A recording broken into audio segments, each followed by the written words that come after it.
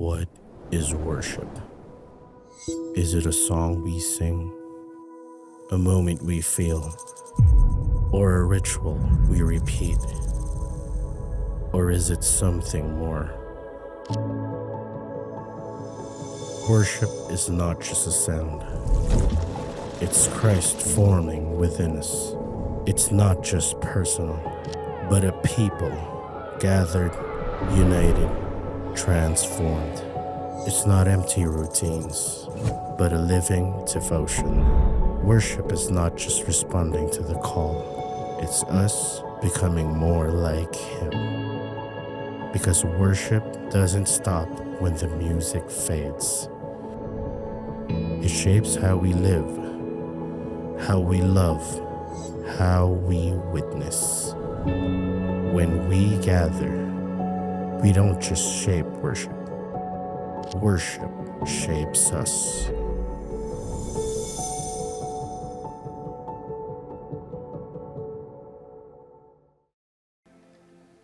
So church, sa mga kinanta natin kanina, we heard a lot of things. Or we heard this one word na madalas nating sinasabi when we sing a praise or song or worship to God. Hallelujah. Actually, hallelujah came from the Hebrew words hallel, which means the highest kind of praise. A praise that is commanded, na hindi ito nagbe-base sa iyong sitwasyon or whatever the situation you are in. A praise that is directed towards God, Hallel and Yahweh. Hallelujah, the praise that belongs to Yahweh. Yung kinanta natin, this is true worship, giving more than a song. That when we worship God, is not about how magnificent the words na ina-utter natin, the lyrics that lyrics na sinasabi natin sa Kanya, but this is a condition of our hearts towards Him. Yes, we need to understand the lyrics because there is a theology on the lyrics, but first and foremost, this is the posture of our hearts towards Him.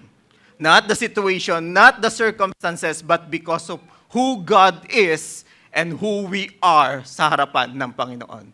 That is a true worship, giving more than a song. Let us pray. Lord, once again, we thank You for Your grace and mercy.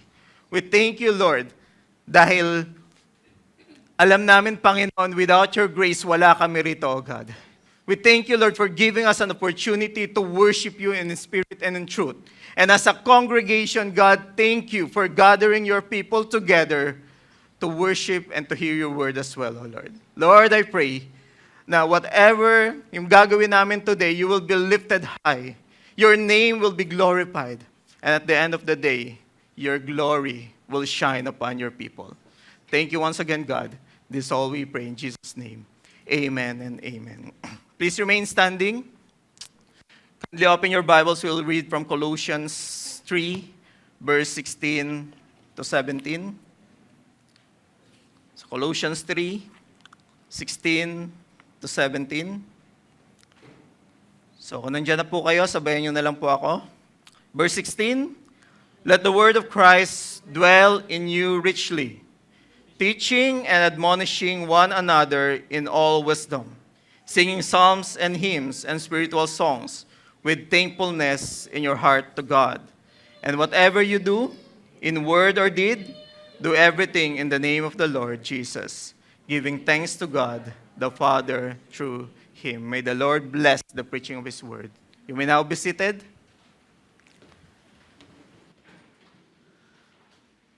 So, magandang hapon sa ating lahat. So, tingnan mo yung katabi mo, magandang hapon, ngitian mo hanggang batok. Nagagala ka, nakasama mo siya ngayon, tama ba? Or hindi?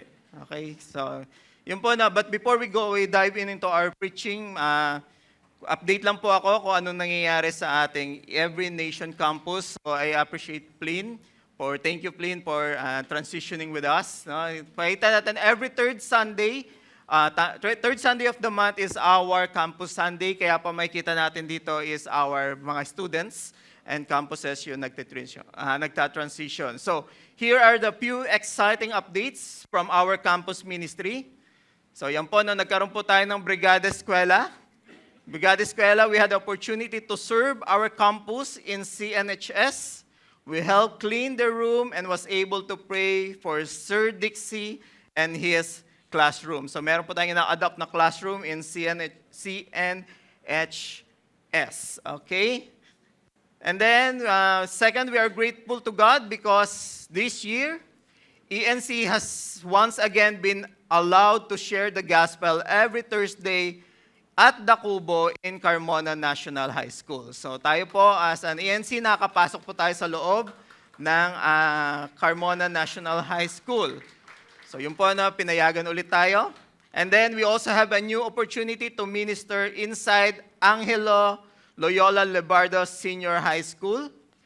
And then please pray for the approval of our proposal and the activities we will be conducting in the campus. So sabi nga natin, no, our goal is one foot on the community and one foot in the campus. And we praise God and thank God for the opportunity, for the open doors that He has given unto us sa CNHS and Alsh, Angelo, haba kasi Alsh. Okay, senior high.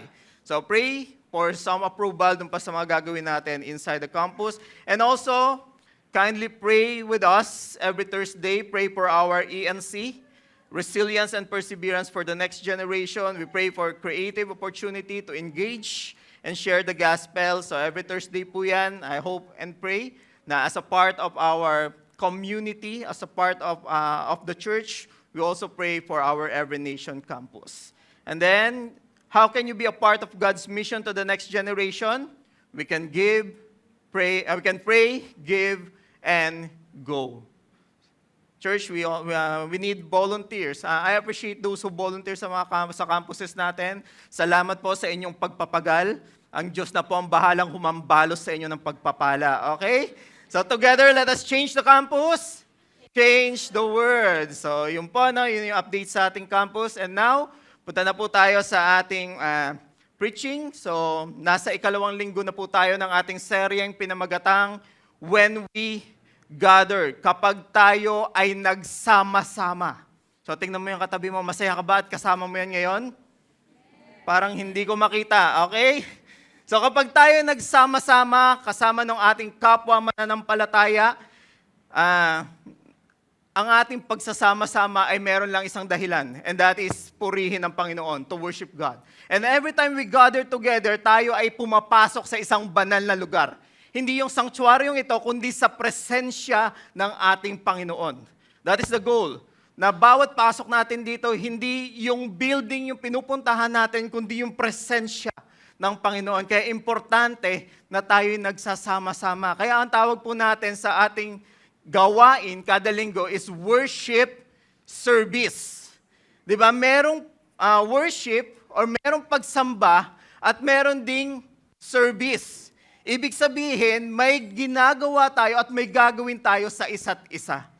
So sana yung gagawin natin sa isa't isa makakapag-encourage sa Kanya at makakapagpalalim ng Kanyang relasyon sa ating Panginoon. Dahil kapag tayo ay nagsasama-sama sa pagpupuri bilang isang komunidad, hinuhubog at binabago tayo ng Diyos at ang ating buhay, binabago niya ang ating buhay hanggang sa maging kawangis natin si Kristo.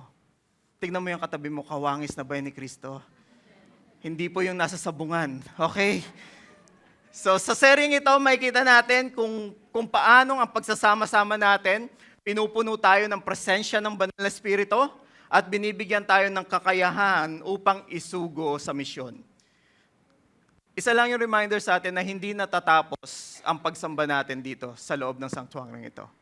Bagkus ang bawat salita ng Panginoon na ating mapakikinggan, may isa sa puso natin at sa bawat paglabas natin sa pintuan ng sanctuaryong ito, meron tayong isang misyon, ang ihayag si Kristo saan man tayo dalhin, saan man tayo ilagay ng Panginoon. So, yun nga, dito nag-gather tayo to hear the word, to worship God, and sometimes and most of the time to refresh us. Diba? May mga pumunta rito na hindi naman maganda yung sitwasyon na yung pinagdaraanan. Tama po ba? Huwag na kayo magtaas ng kamay. Diba? Pero pag nakita nyo sumasamba, kasama ng mga mananampalataya, sino dito nare-refresh? Madalas nakakalimutan yung, may problema pala ako sa bahay. Dahil ang nais lamang natin dito sa bawat pagtitipon ay ituon ang ating pananampalataya, ituon ang ating mata sa Panginoon.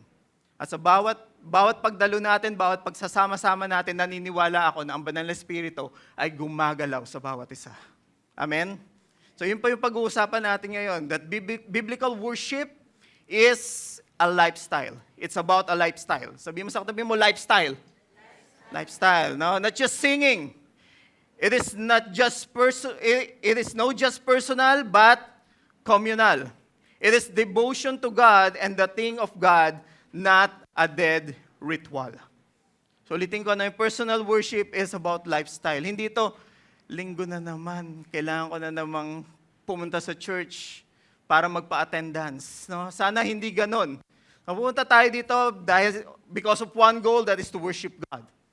And worship God kasama ng mga mananampalataya. Sana kada linggo, hindi natin, alam niyo, yung inihila yung paa natin papunta sa church. Kundi kada linggo, Sabado pa lang ng gabi, excited ka na para sa church. Amen? Hindi? No? Yung alas 12 pa lang ng tanghali ng Sabado, pinaplansya mo na yung susuotin mo. Kasi mag-church ako bukas. Yung hindi ka magpupuyat para pagdating ko rito, fresh na fresh ako. Naaawit sa Panginoon. Amen. Parang hindi tayo nakatulog na maayos, no? So the goal of our series is to teach us the importance of corporate worship that shapes us through pattern and repeated practice. So corporate worship.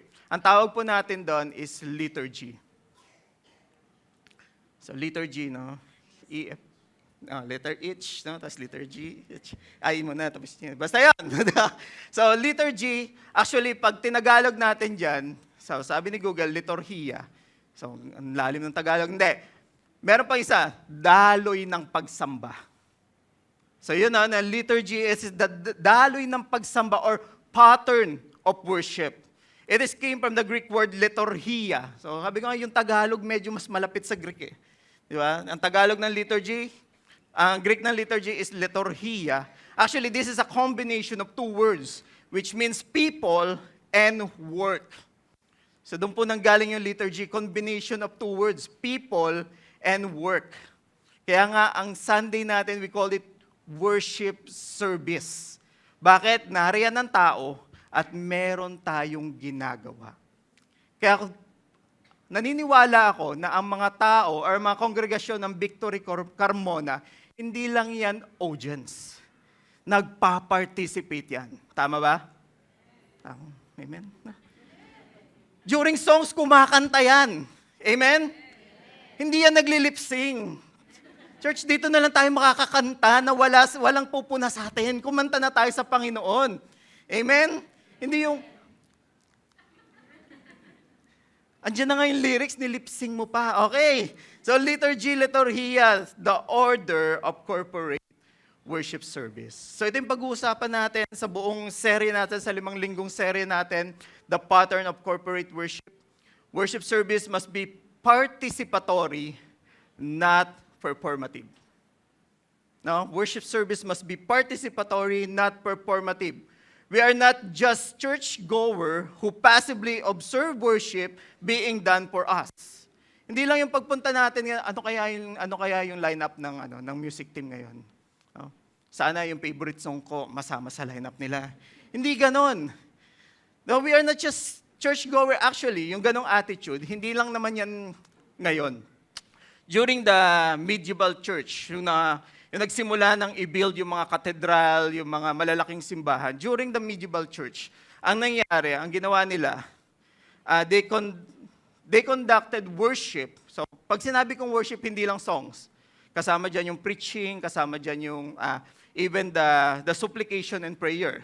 And even the transition and yung ginawa natin kanina, nung bago yung simula, the time of silence. Actually, hindi po yan naghihintay lang tayo ng mga late. That is how we begin our worship. That is part of our worship. And yung songs natin, hindi lang din yan para magbigay ng allotted time na pumunta yung iba to hear the word of God.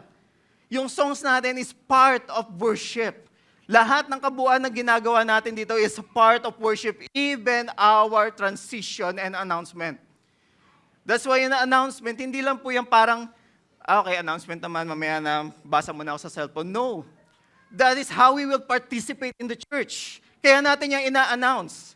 For you to participate kung ano man yung gawain na ginagawa natin dito sa ating bahay panambahan. So, in time of medieval church, o nagsimula yung medieval church, ang ginawa ng mga friars or something, mga leader of the church, they do worship in their, nung time kasi na yon, Latin is the word na parang, Latin is the language na tinitingnan nilang mas mataas in other language. So they do worship in Latin. Eh mga tao naman, hindi lahat nakakaintindi ng Latin. And then ano nangyari? Alam mo yan, they hired people who can sing excellently on the stage. Bakit? Para maging excellent and perfect yung worship. Pero ano nangyari? It's not the heart of worship sa tao. Yung sa sobrang galing ng mga kumakanta, yung mga tao nakatulala na lang. And take note, hindi native language yung ginagamit nila, hindi na rin naiintindihan ng mga tao kung ano yung inaawit nila. And how thankful we are today na may mga composition tayo, may mga songs tayo na inaawit natin na naiintindihan natin. Although English yung iba, hirap lang din, no? Pero hindi. No, that is what happened in the medieval time or medieval era. And unfortunately, marami ding church sa atin ngayon, wala sa Carmona noon, tama? Na engendered a performance model church. Misguiding many to assume they come to the church to watch, not to worship. Kaya madalas, ang pulpito, nagiging parang entertainment stage. At madalas, yung mga tao pumupunta sa church para maging audience, hindi para maging bahagi ng pagsamba.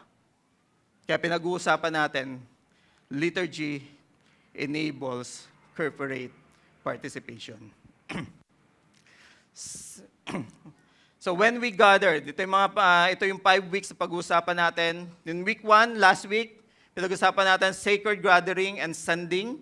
Ngayon, we will talk about songs. And then next week, sermon, then communion and supplication. Ang lahat ng ito is a personal and corporate worship. So we don't just shape the liturgy. Liturgy shapes us. Sabi nga, ito yung daloy ng pagsamba natin, no? Hindi dahil naglagay tayo ng mga ganitong parts in our worship service, ibig sabihin na tayo yung gumagawa ng liturgy. Actually, nilagyan lang natin ng order para hindi tayo watak-watak pagdating ng ating pagsamba. Liturgy we don't just shape the liturgy shaped us. So yun nga, no? Today we'll talk about songs. So napakahaba ng introduction ko. So we'll talk about congregational singing. Congregational singing is part of our victory worship service. Bakit kailangan ko i-emphasize yung victory worship service? Because, I don't know, to sa ibang church, but I believe na as an Every Nation church, as part of our victory churches, we encourage congregational singing, where the community worship God together through songs, and through songs, believers worship and magnify God as we grow in our knowledge and awe of Him, while unbelievers experience and acknowledge His presence. So yun, through songs, may kilala natin ng Panginoon, we will magnify God, and mas lalalim yung tingin natin kung sino siya sa buhay natin. And for those unbelievers, may kita natin na actually maraming kwento na kung saan yung mga unbelievers na reach out sila because of songs. There is this mission, I think in Laos, so hindi na uso, so Laos na kung saan a missionary, pumunta siya sa coffee shop, then merong estudyante na nandun sa coffee shop, syempre, coffee shop nandun. Then ang nangyari, itong missionary na to, hindi marunong ng native language ng Laos. No? Then puro hi, hello, and even the Laos, Ano ba tawag sa tao sa Laos? Basta yon, Lao. Yeah, Lao. Even yung estudyanteng to, hindi rin masyado nakakaintindi ng English. So anong ginawa ng nung sinasabi niya, "Hi, how are you?" Parang, no. Parang ganun lang. So I don't have, parang wala siyang time for that. She's studying. Ang ginawa nung missionary, yung headset niya, sinalpak niya sa tenga ng estudyante. And then, yung estudyante, hindi niya naintindihan kung ano yung songs, kasi nga English. Pero, that time, parang something has touched her heart. And then, nung nandun na yung translator and so on, sabi niya, pinatranslate, ano yung songs na nilagay mo sa tenga ko? And then sabi nung missionary, that is a song of praise. I don't know the lyrics, but I believe someone or something is doing inside on me. And then take note, she is now our senior pastor in Laos. Praise God, di ba? By songs. Now, God can reach out people and can express the truth even in our songs. That's why ganun ka-importante yung songs natin. Hindi lang po yan naghihintay ng mga late. Okay? So, let's go to, in Colossians 3, pag-uusapan natin, no? So, the order of our corporate worship shapes the lives of those who participate in it. So, in Colossians 3, sabi doon, let the word of Christ dwell in you richly, teaching and admonishing one another in all wisdom, singing psalms and hymns and spiritual songs with thankfulness in your hearts to God. Actually, the main verb clause here in Colossians 3 is let the word of Christ dwell in you richly. Ibig sabihin, this is the command na binibigay ni Paul in the Colossians church. So, dwell in you richly. The word dwell, it means to settle down or to be at home. Na dapat daw yung word of Christ at home sa buhay natin. Actually, when we say at home, yung dwell dyan, hindi yan someone na parang bisita lang inside the church, inside the house. But he is the master of the house. So, ganun yung at home. Ganun yung dwell na sinasabi dito ni Paul. And then sabi niya, dwell in you richly or abundantly in other translation. Ano ibig sabihin niyan? Na yung word ni God or word ni Christ nasa sa puso mo or at home in you richly, na ibig sabihin doon na bawat pagkakataon or kahit anong sitwasyon, yun yung lumalabas sa'yo. Yung tipong nadapa ka, ay, praise God. Di ba? Yung tipong malungkot ka, Jesus wept. Di ba? Parang gano'n. Yung pag nilaslasan ka, Bible verse yung lumalabas sa'yo. Actually, I'm exaggerating, pero gano'n yung sinasabi dyan. Di ba? Hindi yung pagdadapa ka, ay, kung sino-sino na tinatawag mo. Church, kaya nga lumalabas madalas kung ano yung nasa puso natin, kung ano yung nasa tahanan ng puso natin every time na nabibigla tayo, every time na napipressure tayo. So ano yung lumalabas sa'yo? So ito yung sasabi ni Paul, let the word of Christ dwell in you richly. So paano? Read it. Listen to it. Study it. Diba? Buti nga ngayon meron ng mga ano tawag doon, audio Bible. No, doon sa mga hindi visual, kaya natin ang pakinggan at intindihin. Church, read it, listen to it, study it. Psalm 119 verse 11, I stored up your word in my heart that I may not sin against you.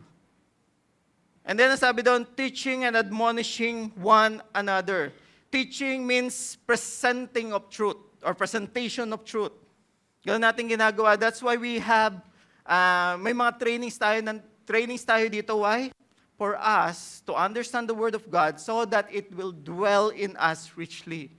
So teaching, admonishing. Admonishing is urging people, telling people to do this, inspiring people to make the Word of Christ dwell in us richly. So ito yung command ni Paul. Ito yung mga sinasabi ni Paul. In all wisdom, which means, so highlight ko lang yun, no? In all wisdom, sabi ni Paul. So, teaching, admonishing, in all wisdom. So, magkaiba po yung knowledge and wisdom. So, knowledge, alam mo. Wisdom, kailan mo sasabihin? Kailan mo i-correct yung taong yan by the word of God? Bakit mo sasabihin at paano mo sasabihin? So that is the application of the command na binibigay ni Paul dito. So teach people, admonishing one another in all wisdom. Bakit ko kailangan sabihin yun? Kasi madalas, alam mo yun, tayong mga Kristiyano, or ako lang, minsan ginagawa nating sibat yung word ni God. Di ba? Yung down na nga yung tao, ito yung word ni God sa'yo, ito yung sabi ng Bible, ito and so on and so forth. So ano nangyayari? Imbis na ma-heal yung tao, nasusugatan pa natin. That's why, as a community, it is important for us to have a relationship with one another. Importante yung small group natin. Bakit? Dahil yes, magbibigay tayo ng advice, but I hope and pray that is based on the Word of God. But ini-encourage din natin sila, hindi lang ng Word of God, but also with our experience. So that is wisdom, application of knowledge. So before I continue, let's go to Ephesians 5:17-19. Dahil halos parehas yung pattern and the wordings na ginamit ni Paul. So Ephesians 5:17-19. Therefore, do not be foolish, but understand what the will of the Lord is. And do not get drunk with wine, for that is debauchery. But be filled with the Spirit, addressing one another in psalms and hymns and spiritual songs, singing and making melody to the Lord with your heart. Very similar wording, very similar pattern. Pero sabi niya dito, be filled with the Spirit. So in Colossians 3:16, yung verse natin, sabi doon, let the word of Christ dwells in you. And then sabi dito, be filled with the Holy Spirit. So, this is my conclusion. No? If you want to know the will of God, be filled with the Holy Spirit by letting the word of Christ dwell in you richly. If you want to know the will of God, be filled with the Holy Spirit by letting the word of Christ dwell in you richly.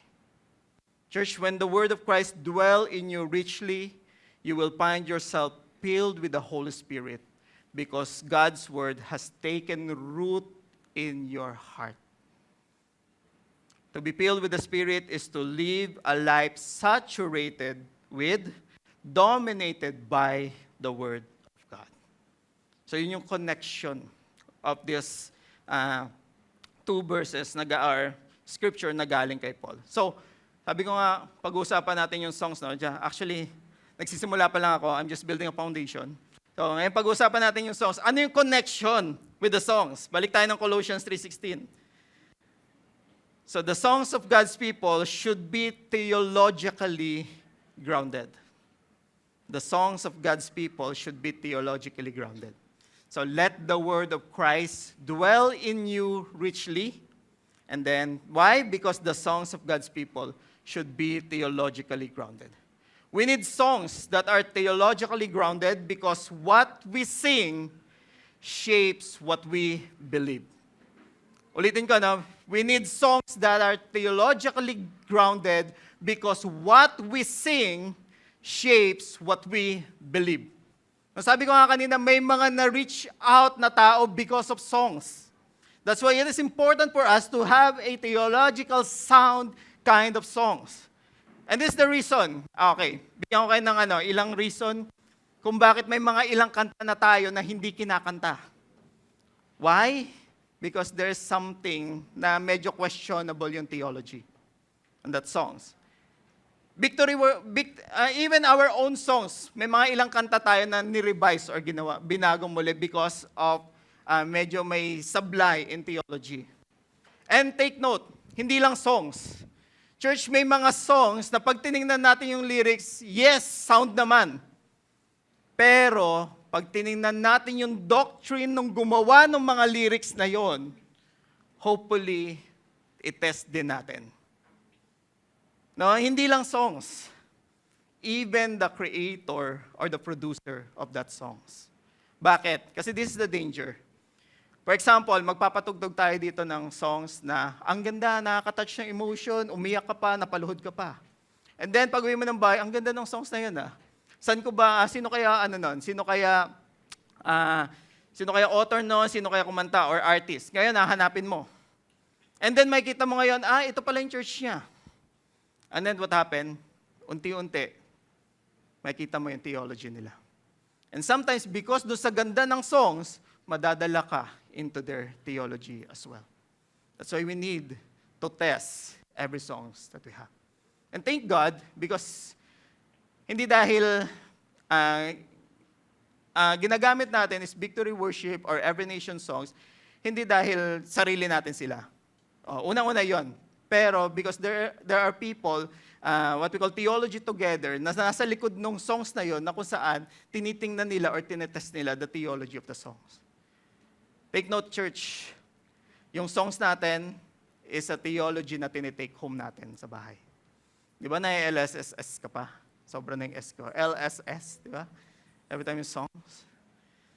Yung sayaw nga ng mga bata last week, di ba? Parang paglabas ko doon, ang dami kumakanta. So on and so forth. Hindi na nila sinasayaw. Kinakanta na lang nila. But songs can be used to teach doctrines. One of the, in a history na nangyari is Arius. Arius is a powerful historical example of why the church need theological grounded songs. So yan si Arius. Siya yung founder of Arianism. Arianism, ito yung heresy about, he denied the deity of Jesus. He denied the Trinity as well. So Arius believed that Jesus Christ was not co-eternal with the Father, but he was created directly by God and Father before anything else. So Jesus is the first created being by the Father. So Jehovah's Witness and Seventh-day Latter Saints, galing dito yung kanilang pinaniniwalaan. Imagine Arius. Anong ginawa ni Arius? To spread his teaching. So sinipa siya into the economical church. And then nangyari, to spread his teaching, ang ginawa ni Arius, hindi niya lang sinabi yung theology niya, pero ang ginawa niya, gumawa siya ng mga catchy songs and hymns, and particularly yung tinawag niyang Thalia, which means the banquet, which represent his doctrine in a simple, memorable verse. Na kung saan, even yung mga bata, kayang awitin yung kanta niya. So ganoon, imagine kung paano ginamit ni Arius yung songs para ibigay or ihayag yung theology niya. So ano yung matututunan natin dito? Arius' controversy demonstrate that songs teach theology. People often remember songs more than the sermons. Tama? Hindi nyo na nga naaalala yung songs, hindi nyo pa naalala yung sermons. Okay. Songs can spread truth or error. Arius used music to spread false doctrine. And anong ginawa ng church? The church responded by promoting faithful hymns. So doon nang galing yung mga hymns natin or yung mga hymns na ginawa ng church. So what the church sings matters. If believers learn doctrine through songs, then songs must be doctrinal sounds. So according to historians, according to the early church historians, Arius set his teaching to popular tunes that sailors, merchants, travelers, and ordinary people could easily sing. As a result, his theology spread rapidly among the masses, not just among scholars. So even the devil, the enemy, will use the songs to spread Paul's theology. So balik tayo, Colossians 3:16 connects the singing with teaching and admonishing one another. Song shapes our view of God. Teaching and admonishing one another. So our songs should communicate sound biblical truth. What we repeatedly sing influence how we think about God, ourselves, and salvation. What we repeatedly sing. Ito yung laging tinatanong sa akin nung mentor ko before, nung nasa corporate pa ako. So, Christian siya, laging sasabing, kailan ka huling lumuha sa Panginoon dahil sa awit ng papuri sa Kanya? Parang, hindi naman masyado. Sabi niya, kasi, parang hindi tumatama sa puso mo yung lyrics ng songs. Church, there is a theology inside the songs. Martin Luther. October 31, 1517, he nailed the 95 theses doon sa door ng cathedral o Wittenberg Church. Pero hindi doon nagsimula yung Reformation, yung bilis ng Reformation. Martin Luther is also a gifted musician, a hymn writer, and a convinced believer in the power of congregational song. So like Arius, ang ginawa rin ni Martin Luther,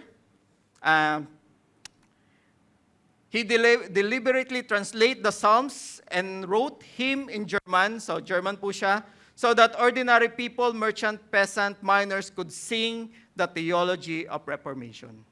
So yung Psalms 46 kanina na binasa natin during our solitude, actually he translated it into German and nilagyan niya ng, ang tawag doon? Nilagyan niya ng tune and then mas mabilis pa siyang kumalat kesa doon sa Reformation, sa thesis na ginawa niya. So theologically grounded songs reinforce sound doctrine and help guards against false teaching. Ito yung sabi ni Martin Luther, I truly desire that all Christians would love and regard as worthy the lovely gift of music, which is precious, worthy, and costly treasure given to mankind by God. I hope na ito rin yung desire natin, na yung music is not just for entertainment. There is a theology and doctrine in our music. Another thing why we need to have a sound doctrine in connection to song. So balikan ko yung Colossians 3:16. Sabi doon, let the word of God, let the word of Christ dwell in you richly, teaching and admonishing one another in all wisdom. Ano yung sabi dito? Singing psalms, hymns, and spiritual songs. Bakit kailangan theologically grounded yung songs natin? Because we will sing psalms, we will sing hymns, and spiritual songs. So tingnan natin yung tatlong categories na to.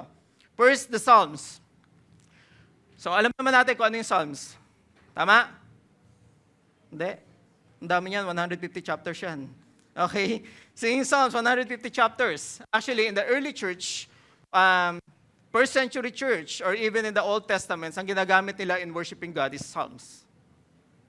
So binabasa nila, nilalagyan nila ng tune, or hindi ko alam, hindi pa naman nakapag-time travel sa kanila. Pero history says na ang ginagamit nila psalms. Kaya yung psalms, marami yung manuscript na umikot during the first century and even up until now.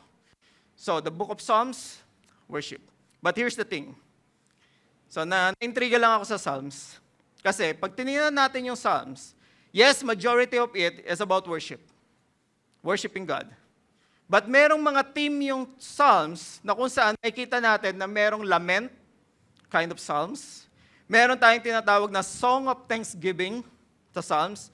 Meron din tayong tinatawag na Song of Confidence or Wisdom Psalms. And then meron ding imprecatory Psalms or hindi siya pagrereklamo or paglabas ng saloobin sa Panginoon. So yun yung Psalms. So ano yung implication? Nung titingnan ko to, sabi ko, o nga Lord, no? Yung mga music natin, eto natin na hindi lahat parang upbeat something.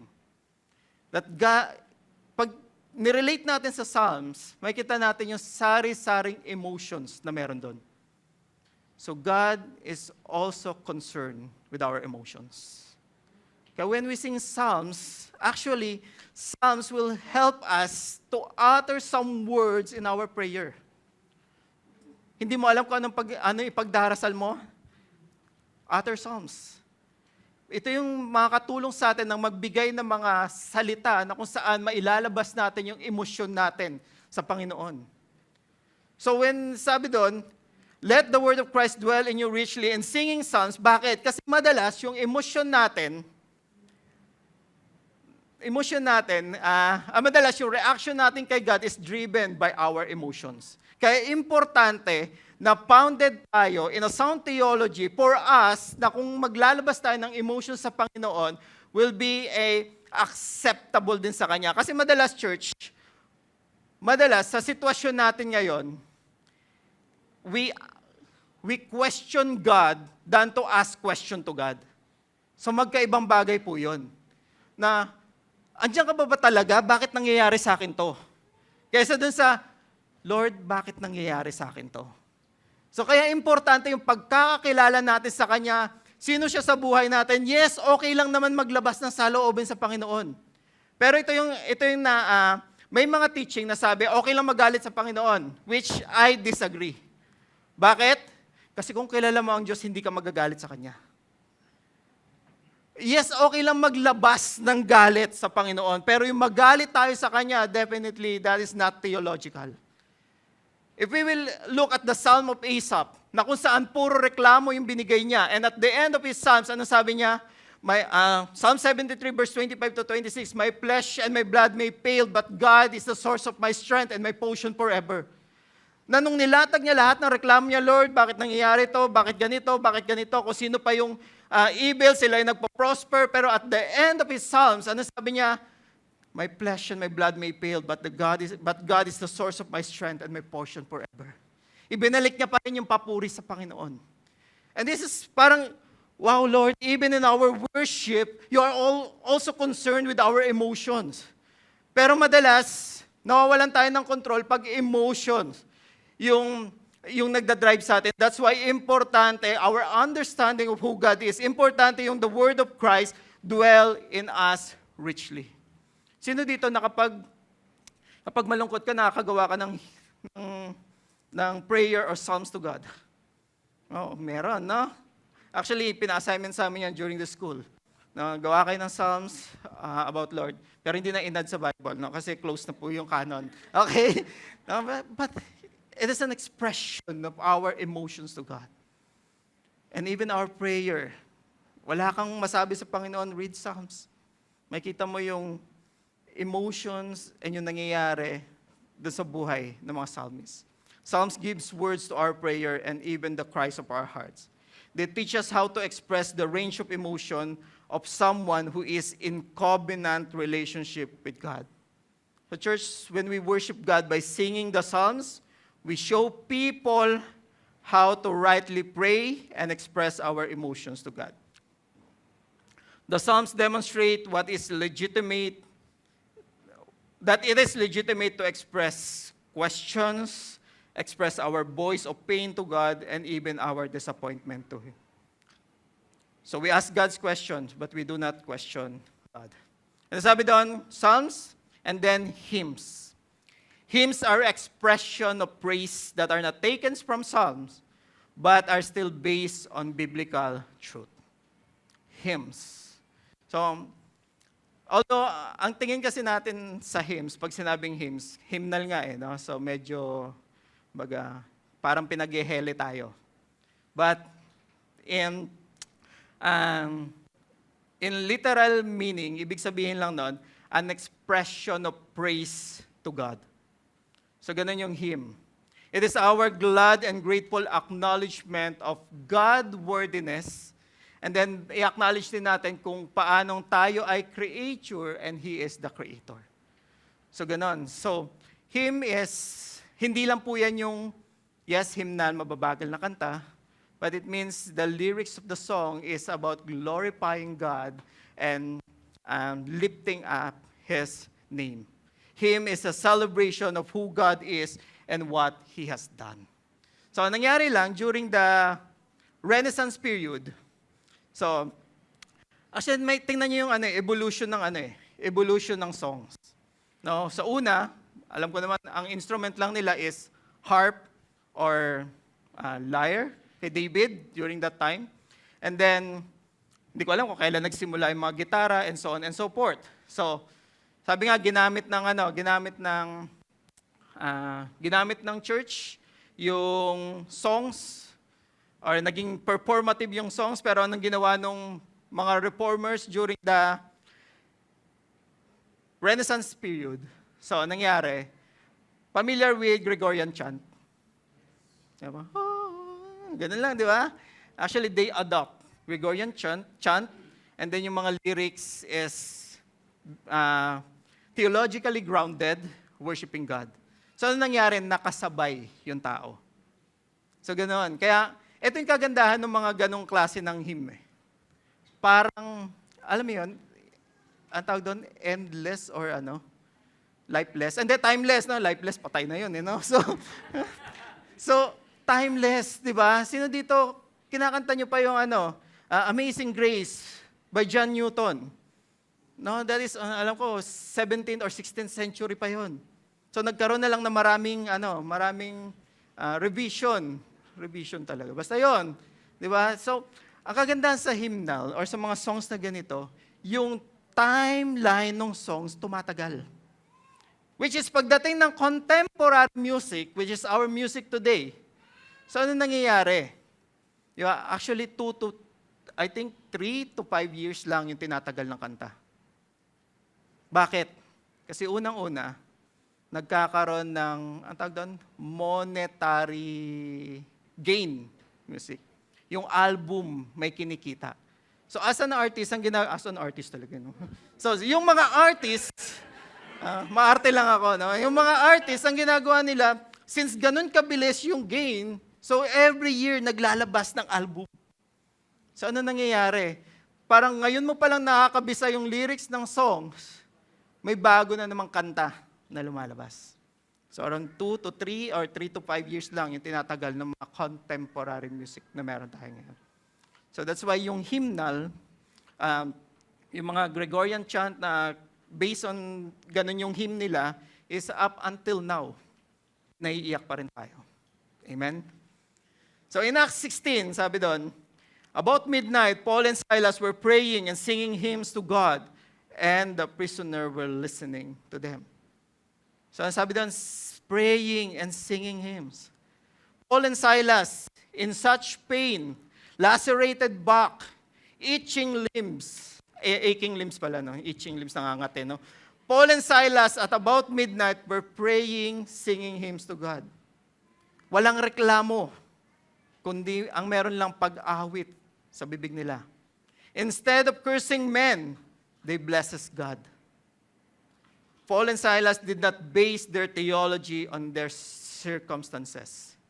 Instead, they evaluate their circumstances in light of what they knew to be true about God. Their hymns express confident trust that God would use their circumstances for their good and His glory. The worship was rooted in conviction, not conditioned by their circumstances. Kaya sabi ko kanina, hallelujah. Actually, whatever your situation is, I hope ang response natin kay God is singing hymns to Him. We're praising God, we lifted Him up. And then let's go to the third one, spiritual songs. Spiritual songs, ibig sabihin lang nito, the word sung, whether with or without instrumental accompaniment. So most scholars believe that spiritual songs refers to songs that are influenced, guided, and characterized by the Holy Spirit and are consistent with the truth of God. Kasi dito kapag nananalangin ka, napapakanta ka sa Panginoon. No? Ako hindi. Hindi, di ba? May mga ganung pagkakataon, and that is the spiritual songs, guided by the Holy Spirit. Pero, yung words na namumutawi sa bibig natin every time we sing spiritual songs, sabi ko nga, guided by Holy Spirit, it is theologically grounded. So, yung tatlong to, Psalms emphasize God-revealed words in the Old Testament, hymns emphasize praise to God, and spiritual songs express the believer's response to God in light of spiritual truth. So going back to our verse, ano lang gusto kong iparating, biblical grounded songs allow the word of Christ to dwell richly in the hearts of God's people. Biblically grounded songs allow the word of Christ to dwell richly in the heart of God's people. So, balik tayo sa songs. Colossians 3:16, sabi doon, let the word of Christ dwell in you. Actually, the word you dito is plural or communal. Parang tayo or kayo. Marami. So, in-address ni Paul to sa church. Kaya, it support yung one another here. That this is communal. In 1 Corinthians 14:26, sabi doon, what then, brothers, when you come together, each one has a hymn, a lesson, a revelation, a tongue, or an interpretation. For what? Let all things be done for building up. Congregational singing serves to edify the church by allowing the word of Christ to dwell richly among people. Every songs communicate theology. What we sing influence what we believe. Church, ano yung goal natin? Edification, not entertainment. So how many churches have inverted this order? And the result, yung mga saints or those believers, nagkakaroon sila ng shallow doctrine and shallow growth in Christ-likeness. Entertainment may draw a crowd, but it does not grow a soul. So every time we sing, edification. So sino dito na blessed na narinig mo kumakanta yung katabi mo? Hindi dahil maganda yung boses niya, kundi mas maganda pa yung boses mo. Ang sabi mo na lang, siya nga na hindi masyadong maganda yung boses, kaya niyang umawit ng papuri sa Panginoon. How much ako? Amen? Di ba? So that's how we edify the church. How we edify one another. For worship to build up the church, it must be participatory, not performative. So nailatag ko na yung foundation, then let's go to application. For worship to build up the church, it must be participatory, not performative. How can a congregation be participative? So unang-una, by singing with understanding. We should engage our mind with the truth being proclaimed, not merely recite the lyrics. Ulitin ko, paano tayo as a congregation, unang-una, sing with understanding. We should sing thoughtfully and intentionally. Na hindi lang para makasabay ka sa kongregasyon. Dapat yung lyrics ng kanta, buhay sa'yo. And then, how can a congregation be participative? By audible engagement. Church, we're singing a song to God. Kaya sana walang mananampalataya na lip-sing yung pag-awit natin sa Panginoon. Congregational singing requires congregational voice. Sabi ko nga kanina, yung marinig lang natin yung katabi natin umaawit ng papuri sa Panginoon, na-inspired tayo. Na kahit ang bilis nung song, parang hinahabol mo na, hingal ka na, but still, you want to participate. Because unang-una, hindi dahil sa katabi mo, because you're singing songs to God. Na-rebuke din ako nung isa sa mga pastor na nakausap ko. Hindi sa church na to, nasa baba. Hindi. Sige. Hindi sa church na to. Sabi niya, kasi sabi niya, kaya mo mag-lead ng congregation into worship. Hindi ko po hindi ko po talent yan. Sabi niya. Parang sabi niya, okay, pag sinabi mong you lead people to worship, hindi ibig sabihin, ikaw yung kakanta. Kung paano ka nagpupuri sa Panginoon, dapat makita ng tao sa'yo. And then you're leading them to worship. So you can lead people to worship. Hindi pa rin po. Di ba? Hindi. Why? Because we acknowledge the giftings na binigay naman ng Panginoon sa atin. Pero kung walang-wala na, baka next week ako yung mag-lead ng worship. Hindi naman po mangyayari yan. No? So, yes, tama siya. Tama siya, tinamaan ako. Na baka hindi ko alam kung paano yung worship o papuri ko sa Panginoon. That's why hindi ko kayang i-lead yung tao into worship. Church, bawat isa sa atin can lead people to worship. Hindi dahil maganda yung boses mo, kundi dahil alam mo kung sino yung pinupuri mo. Amen? So we need an audible engagement. If singing is a means of teaching and admonishing one another, then believers should sing so that others can hear and be encouraged. May mga first-time visitors tayo na nandito or nakakasama natin sa bawat linggo. I hope na nag-worship, tinitingnan po tayo ng mga yan. Na nag-worship ka, sabi mo Kristiyano ka, pero hindi ka naman nakikibahagi sa gawain ng kongregasyon. No? I hope na nagiging encouragement yung pag-awit natin, kahit pasablayan. Here's the story. No? Dami ng kwento, no? Hanggang alas 5 naman tayo. So here's the story. No?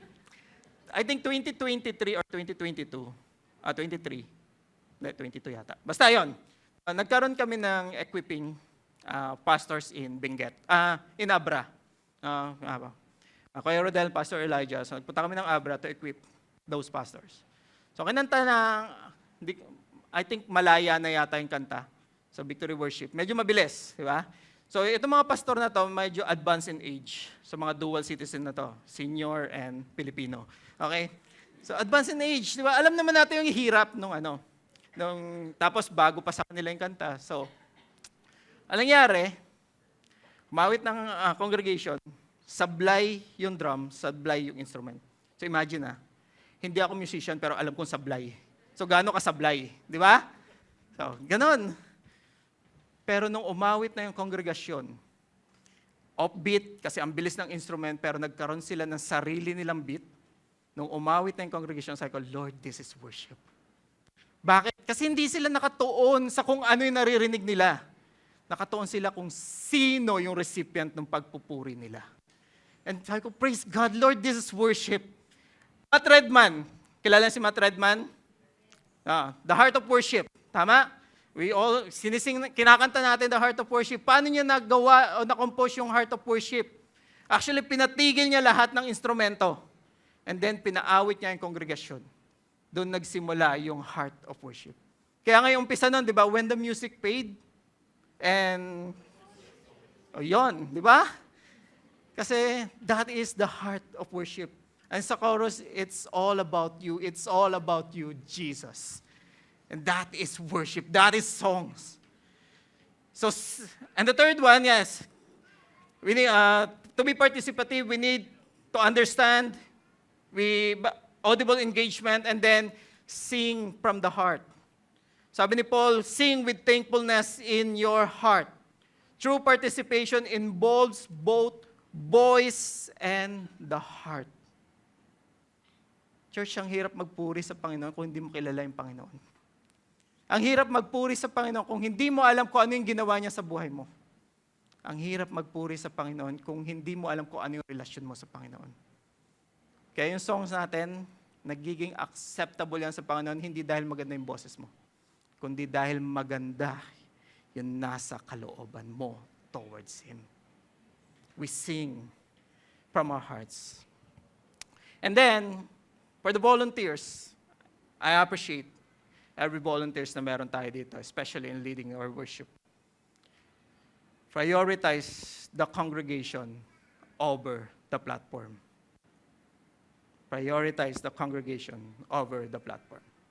The congregation is not the audience. The congregation is the choir. Musicians, worship leaders, and even us pastors or preacher, we should support and lead the congregation singing, not replace it. So, bigay ko lang yung altar versus stage perspective. Altar, place of surrender. Stage at platform for performance. Altar, offer of sacrifice. Stage, offer entertainment. Altar demands repentance. Stage invites attention. The altar makes us holy. Stage makes us feel good. The altar is for worship. Nangyayari sa stage, concert. Altar, God-centered. Stage, self-centered. Church, aware or unaware, even a congregation or yung mga tumatayo dito, there is a thin line between an altar and the stage. That's why every time napapasok tayo sa presensya ng Panginoon, Lord, nandito ako para magpuri, hindi para mag-perform. Lord, itama mo yung puso ko. We don't need bigger stage. We need a deeper altar. Ang nangyayari dito in our pulpit is sacrifice and worship to God. We don't need better performance. Yes, we agree na may mga giftings tayo, but we need a broken heart towards God in worship. We don't need more spotlight. Ang init Church. We need more surrender to God. We don't need more artists or observer. We need more worshiper who will worship God in spirit and in truth. Church, there is a growing trend in modern church. At hindi tayo exempted doon. There is a shift in focus from the altar to the stage. Nagiging entertainment na ang worship and songs. I hope and pray. Kaya natin to pinag-aaralan yung liturgy. Kaya natin kailangan maintindihan ano ba yung songs, bakit natin to ginagawa for us na maibalik sa totoong purpose ng ginagawa natin. My hope and prayer for us here in Carmona is that as a congregation, we will commit ourselves to building up the church. We may stop building stages for ourselves and instead build an altar for God. Let this sanctuary be a place that leads people to worship, not to ourselves, but to our Savior. May our worship be participatory, not performative. Centered on God's glory, not on our own. And may everything we do contribute to the edification of church and the exaltation of God's name. Itong preaching na to, actually 13 years ago, na-preach na to. So, kung kasing tanda ko kayo sa Victory, medyo napaka-precious sa akin ng preaching na to. Bakit? Kasi this is nung first time ko tong narinig, ito rin yung time that I surrender to God. Ang title noon, Beyond Sunday, yung preaching na yon. I think hindi ko na sasabihin kung kailan dahil hindi ko na rin maalala. 13 years ago, compute nyo na lang, no? Beyond Sunday. Na every time pupunta ka sa church, dapat hindi lang ritual yung meron ka. Beyond Sunday. Paano ka nagpupuri sa Panginoon? Yung pagtaas pa lang natin ng kamay, minsan parang may bit-bit tayong TV. Diba? O nag-aantay tayo ng mahuhulog na mangga. I hope, as we surrender to God, pati yung mga gesture natin, may papakita kung gaano tayo sumusurrender sa Panginoon. And how we sing songs as well, Beyond Sunday. Na hindi lang nakikisabay tayo sa congregation, kundi pati yung puso natin umaawit ng papuri sa Panginoon. Na anuman yung sitwasyon mo sa buhay, dyan ka muna. Si Lord muna ngayon. Beyond Sunday. Na paglabas natin ng kongregasyon na to, hindi natatapos yung pagiging Kristiyano natin. Kundi may dala-dala tayong misyon na dadalhin natin kung saan man tayo dalhin ng Panginoon. Sa tahanan natin, sa komunidad natin, maging sa ibang bansa kung tatawagin tayo ng Diyos. Church, worship is a lifestyle, not just a ritual. I hope and pray na yung attitude natin ngayon as we natutunan natin what is songs, I hope and pray na mag-increase or lumago yung pagpupuri natin sa Panginoon. That is the songs. That we will live our Christian lives beyond Sunday. May I invite everyone to stand as I read Colossians 3, verse 17. Sabi dito, and whatever you do, in word or deed, do everything in the name of the Lord Jesus, giving thanks to God, the Father, through Him. This is a call to a comprehensive posture of worship. Yes, the verse applied to all of life, but it's also connected to corporate worship. In gathered worship, this verse reminds us that the church, that everything we done, prayer, song, scripture reading, preaching, giving, and even fellowship is meant to be carried out in the name of Jesus. Means under His authority, for His glory, and in alignment with His character. Corporate worship is not merely a set of religious activities. It is a unified act of Christ-centered devotion. It also emphasizes intentionally and reverence. Participating in worship, in our worship service through singing, is not just a routine participation, but an expression of gratitude to God through our Lord Jesus Christ. Church, ito lang gusto kong iwan sa inyo. Music is the tool. Jesus is the goal. That's why we sing songs. When worship becomes participatory, we are shaped as we celebrate and proclaim who God is, what He has done, and what He has promised to do. Let us pray. Father, once again, we thank you for giving us the right perspective of what songs really all about, God. Lord, we thank you because we have a community, oh Lord, who sing songs that are rooted in your word, oh God. Lord, I pray that the word of Christ may dwell in us richly, oh Lord. And whatever we will do, oh God, in words or in deeds, this is for your glory. Lord, we ask for forgiveness. If may mga pagkataon na parang routine and mechanical na lang sa amin, Panginoon, yung mga kanta na inaawit namin or even yung pagkanta namin, O Diyos, patawarin mo kami, O Diyos.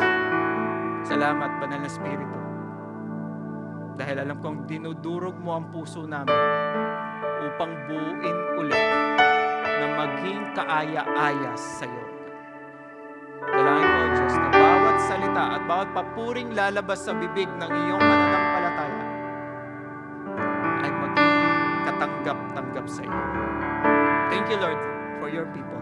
Thank you, Lord, for this congregation. A congregation that will sing worship to God, not just by their mouth, but also by their heart. Lord, dalangin ko sa paglabas namin sa tarangkahan ng sambahayan ito, dala-dala namin ang mabuting balita at handa kaming ibahagi ito sa bawat taong makakasalamuhan namin bilang pagpupuri at pagdakila sa iyo. Thank you, Lord. Bless your people. Now to Him who is able to do far more abundantly than all that we ask or think, according to the power at work within us. To Him be the glory in the church and in Christ Jesus through all generations, forever and ever. May the love of the Father, the grace of the Son, and the fellowship of the Holy Spirit be with us as we go and make disciples. In Jesus' name we pray. Amen.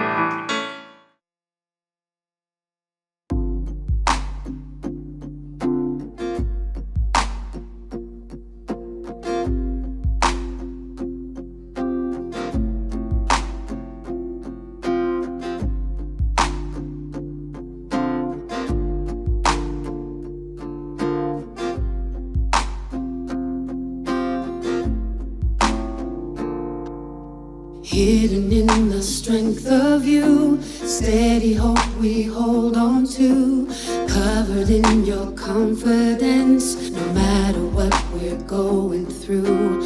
Arms of faithfulness so wide, your presence is our heart's delight. Even when we're feeling far, you will satisfy. Nobody else will do. No one like you. This is true praise when we bring all we are. This is true love when we give all our hearts. This is true joy when we find we belong. This is true worship, giving more than a song. Humbled in the secret place, longing, Lord, to see your face, calling us to rise in faith, stirring up new hope again. God, you are our victory. We will live what we believe. Unfailing truth has set us free. The greatest love we know, even when darkness falls. We hear your heavens roar. This is true praise when we bring all we are. This is true love when we give all our heart. This is true joy when we find we belong.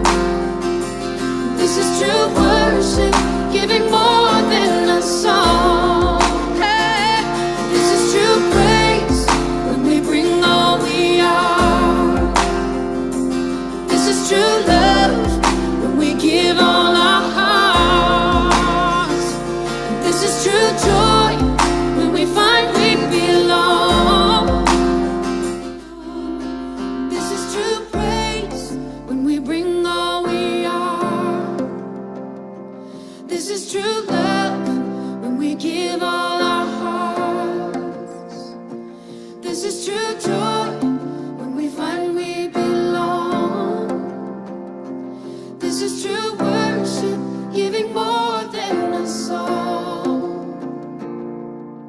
Humbled in the secret place, longing, Lord, to see your face, calling us to rise in faith, stirring up new hope again. God, you are our victory. We will live what we believe. A failing truth has set us free. The greatest love we know, even when darkness falls. We hear your heavens roar. This is true praise when we bring all we are. This is true love when we give all our heart. This is true joy when we find we belong. This is true worship, giving more than a song. Hey, this is true praise when we bring all we are. This is true love when we give all our hearts. This is true joy when we find we belong. This is true worship, giving more than a song. Through the chaos and the pain, through the fire and the rain, we will sing and shout about our awesome God. In the valley, in the storm, in the desert of dry bones, we will rise and we will shout, you're an awesome God. In the chaos, in the pain, in the fire and the rain, we will sing and shout about our awesome God. In the valley, in the storm, in the desert of dry bones, we will rise and we will shout, you're an awesome God. This is true praise when we bring all we are. And this is true love when we give all our hearts. This is true joy when we find we belong. This is true worship, giving more than a song. And this is true praise when we bring all we are. And this is true love when we give all our hearts. And this is true joy when we find we belong. This is true worship, giving more than a song. Hey, this is true praise when we bring all we are. This is true love when we give all our heart. Hey, this is true joy when we find we belong. This is true